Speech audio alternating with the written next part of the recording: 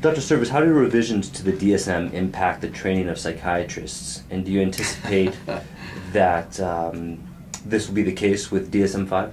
Yes. Well, any revision to the DSM is a upheaval in residency training because many aspects of our curriculum are organized around our diagnostic system. And so when you change those diagnoses, you create a cascade of effects that typically include adding in the new diagnoses that were not in the previous DSM, and teaching residents about those, changing the names of other diagnoses that are out there,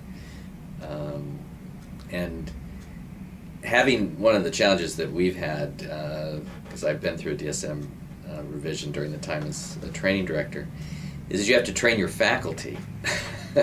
I found the residents actually, in many respects, easier because they're not as indoctrinated in a system, and so they're not giving up something as much, whereas your faculty are usually pretty entrenched in a certain way of thinking diagnostically based on their own training under a different DSM.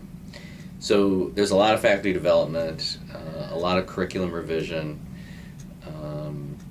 a lot of changes that you have to make in a program to adapt to a new DSM, which is why I'm a big proponent of not having revolutionary change in the DSM, but more incremental change.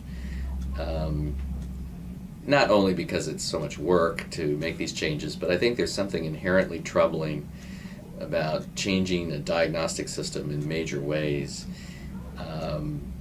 It speaks to a kind of fuzziness or fluidity that I'm not sure is entirely helpful. I say that recognizing that the DSM, is a process with only the noblest of goals, which is to really improve the diagnostic system. And I think that, of course, we have to make changes.